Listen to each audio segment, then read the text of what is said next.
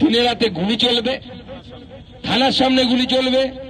আরে আমি পশ্চিমবঙ্গের এই পুলিশকে বলতে চাই, মমতা বন্দ্যোপাধ্যায়ের এই গঙ্গারামপুর থানার পুলিশকে বলতে চাই, আপনার থানার সামনে গুলি চলছে, বাবু চৌধুরী গুলি করে পালিয়ে গেল, আপনি ধরতে পারছেন না, কানামাছি ভো ভো খেলছেন, কখন ধরবো ধরবো করছি কিন্তু রামকৃষ্ণ আইভিএফ সেন্টার, মা হওয়ার স্বপ্ন পূরণ।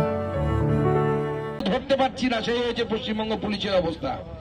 আমি এই গঙ্গারামপুর থানার পুলিশকে বলবো, আমাদের কর্মী দিদিরা যারা আছেন এদের হাতে কয়েক গাছা চুরি পরিয়ে দিয়ে আসুন। বিপ্লব মিত্রের ভয়ে বাবু চৌধুরীকে ধরতে পারছে না, এদের এমন অবস্থা।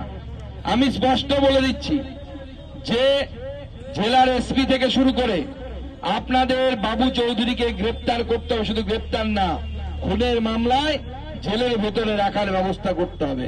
বন্যরা বনে সুন্দর, তৃণমূল জেলে সুন্দর।